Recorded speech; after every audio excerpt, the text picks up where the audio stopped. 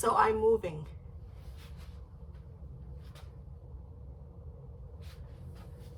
From one part of the southeast region of the United States to another part of the southeast region of the United States. And I'm conflicted about my move.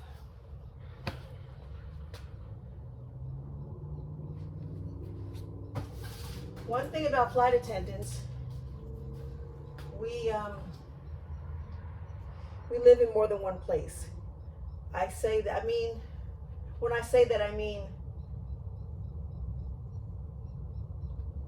you'll have uniforms in friends' homes and families' homes, and depending on what your schedule looks like, you may scoot over to a friend or a family's home for a few days. So I have several homes. This home in Tucson, I've been here for nearly 6 years. And I absolutely love Tucson. I love Tucson. I love my home in Tucson. But it's time to leave, and I'm conflicted about it.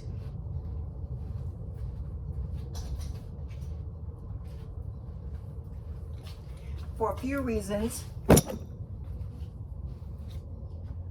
I actually thought that Tucson was going to be a forever home. But, I take that back, because when I first moved here, I did say that I was going to be a snowbird, and I would spend some months here and then a few months elsewhere. But I grew to love it so much that I just stayed here a lot.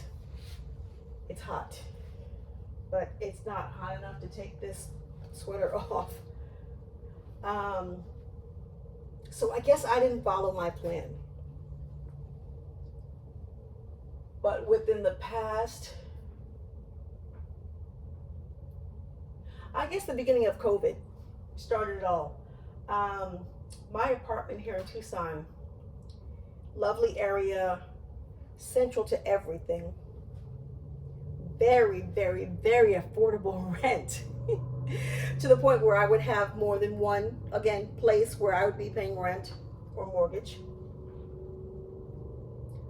Then COVID came, and instead of my rent going up $20, which it had done a few years in a row, it went up 120-ish. I remember calling the leasing office and saying, "Oh, there's a typo. There's a typo. It says 120. I think it was 126. And they're like, "No, it's not a typo, blah, blah, blah." They made up their stuff, why it had gone up. Okay. Well, for the past 3 years, it has gone up 100 plus every year. So it no longer makes sense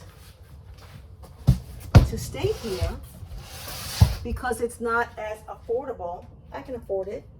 It's not as affordable as it was when I first got here.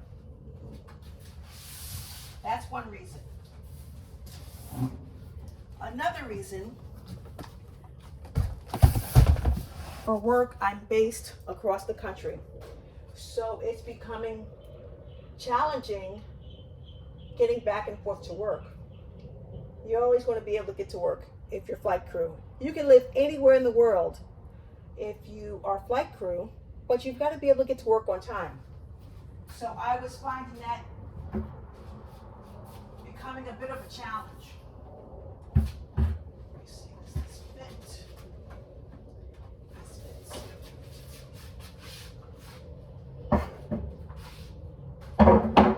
Okay, that's reason number 2. Reason number 3,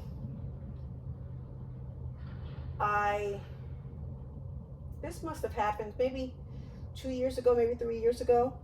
I'm at work, I'm sitting in my jump seat, and my phone goes off. There's an alarm. What? It's a house alarm. What? I'm looking at the camera. Wait, there's somebody in my home. Long story short, the leasing office has given my house key to the rug cleaners, the carpet cleaners, and I didn't request that.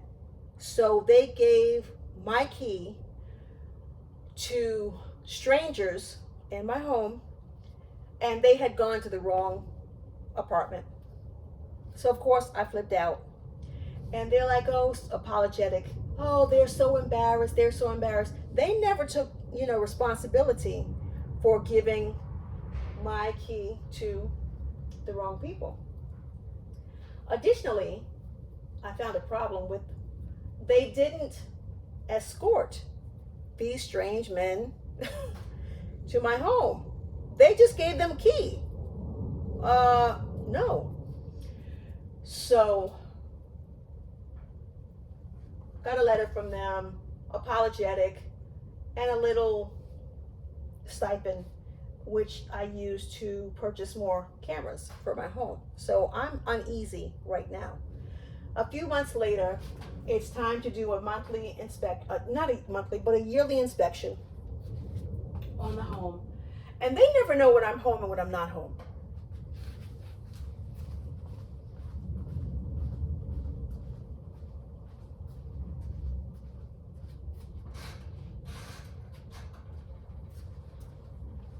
So obviously, they thought I wasn't home on the day of the inspection. And I happened to be in my living room. I hear a key and the door starts to open. So I rush the door. Whoa, and I said, whoa. It's the leasing office, the manager. And she's like, no, we weren't coming in. So I opened the door. I said, you were coming in, and you thought I wasn't home. Okay, so now I'm thinking, okay, they think they have free entrance into my home because they think I'm never home. All right, am I at number 3 or number 4? Fine. Let's fast forward maybe another year. I'm getting a new stove.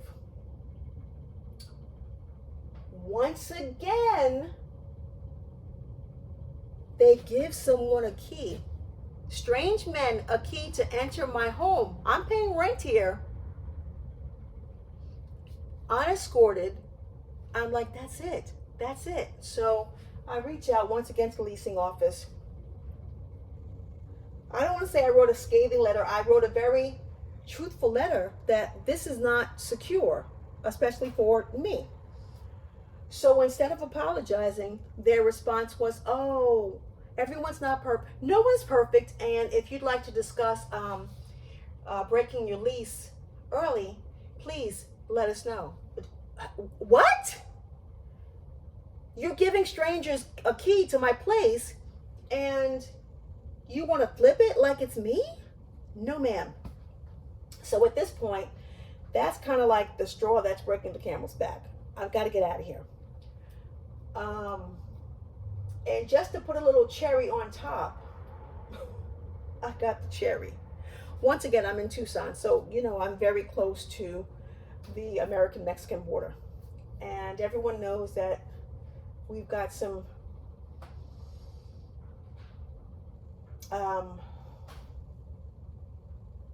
challenges happening at the border. I was home one day, knock on my door. I'm going to give you the very short story for this because it's much longer than what I'm saying.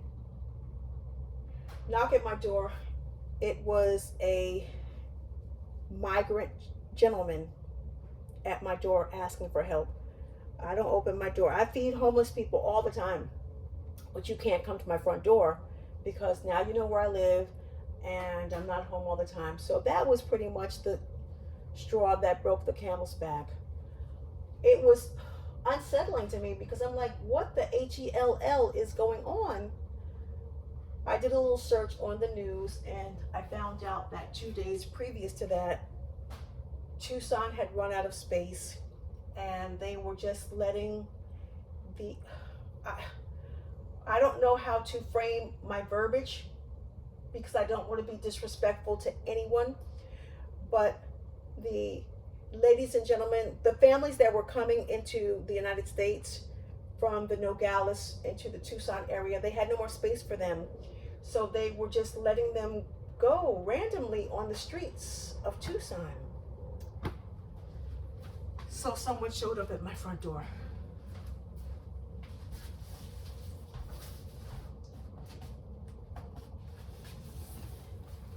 And that honestly was like the straw that broke the camel's back.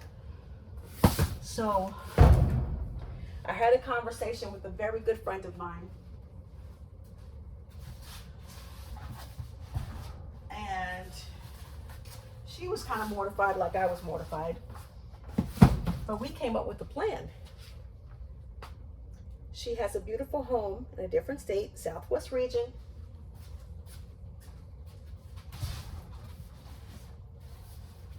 Now, though it's not as rural as Tucson, did I tell you I love Tucson? I really love Tucson. But we came up with a plan. And the plan is, I'm just going to go live with her. So initially I said, okay, well, I can stay with you for 6 months and then I'll be debt free. And she quickly corrected me and said, but if you stay for 12 months, we both can be debt free. Boom. So that's what I'm going to do.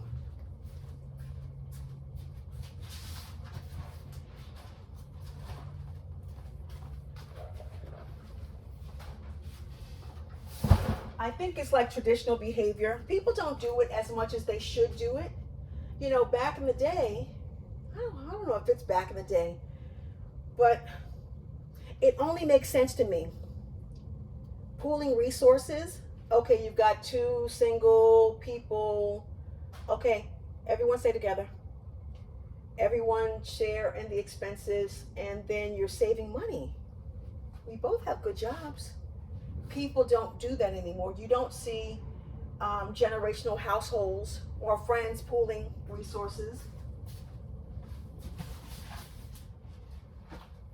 And it's interesting because people, again, I'm being mindful of my verbiage. Traditionally, people that come from different locations into the United States, this is what they do. They pool resources. You'll see, you know, several families living in one home, one dwelling, one apartment, whatever. And they're pooling those resources, putting the monies together. Next thing you know, everybody has a house and a business. So this is the plan that me and my friend are going to do.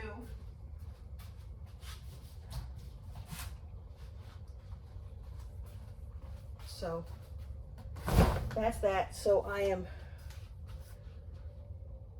clearing I'm cleaning up my apartment in Tucson. I still have several months, but because of my work schedule, I'm not home all the time. So, you know, while I'm home on vacation, not vacationing, I'm doing that. Or this, I should say.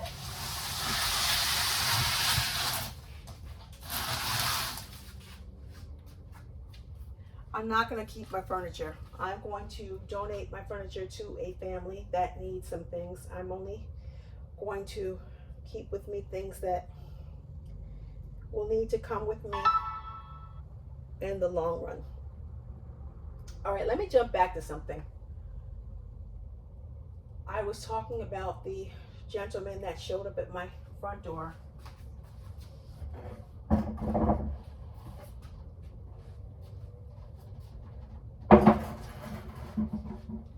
And how I'm conflicted.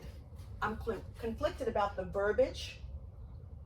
I don't think I like to use the word migrant. Immigrant? Migrant? I need to define both of those words because I don't know the proper usage of them. I'm going to say traveler. Okay, so when I'm using the word traveler, you know what I'm speaking about or whom I'm speaking of.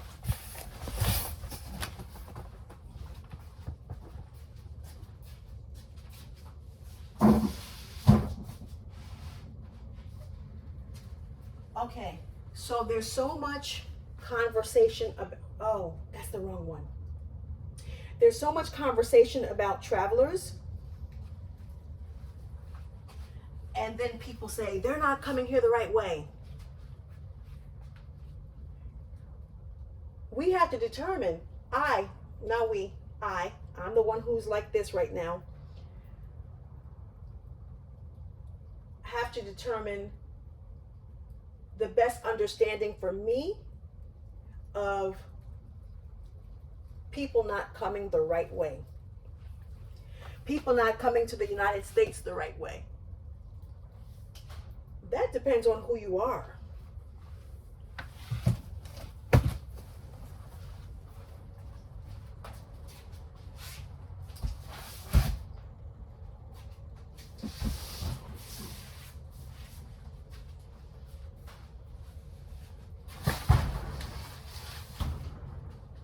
Okay, so a great deal of my relatives, in my opinion, they didn't come here the right way.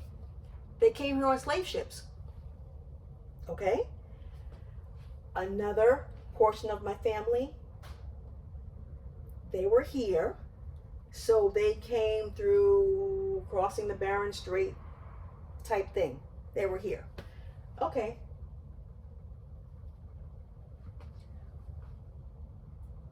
I'm not up on my history right now, but like the Great Expansion, like Go West, Young Man. So people were coming from different places. Was that the right way? Because as people were coming from European countries and such, they were taking away from the people that were already here. So travelers that are coming right now are taking away from us, people that are here right now.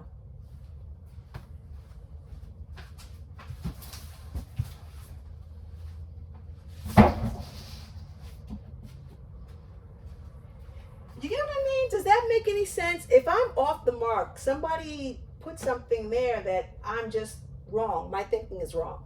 It could be wrong. I don't know.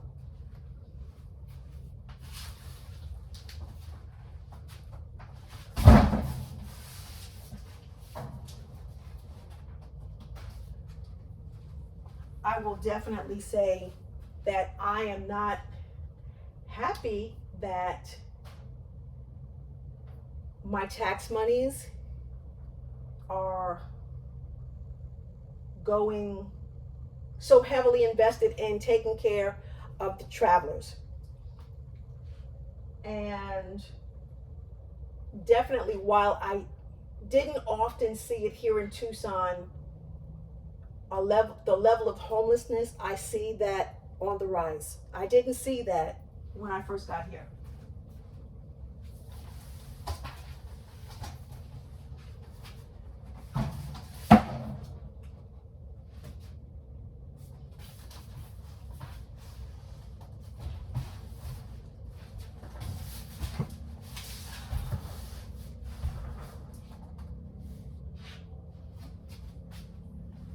So that I'm conflicted about.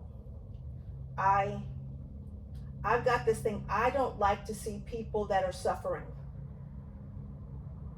I don't like to see homelessness. I don't like to see people that are needy, are hungry. Oh, it just hurts my soul. So I don't know what to do. When I see someone hungry, I feed the homeless. So I'm conflicted. I'm conflicted on how to feel.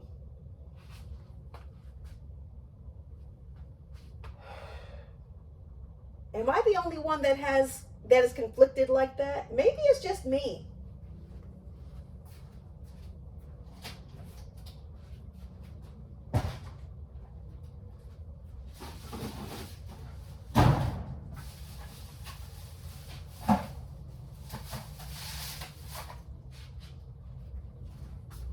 I'm jumping around. I just thought of one more reason why I realized that I had to leave Tucson. This summer was so stinking hot. I stayed away from home for most of the summer.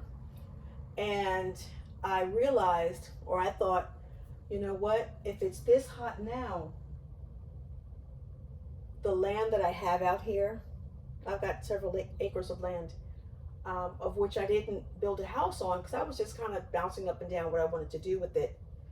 I was thinking, okay, if it's this hot right now, what is it going to be 5, 10, 15, 20 years from now? Is it going to be so hot that it's just uninhabitable? So that was another one of my reasons. That may have been like reason number 5 or 6. I don't know.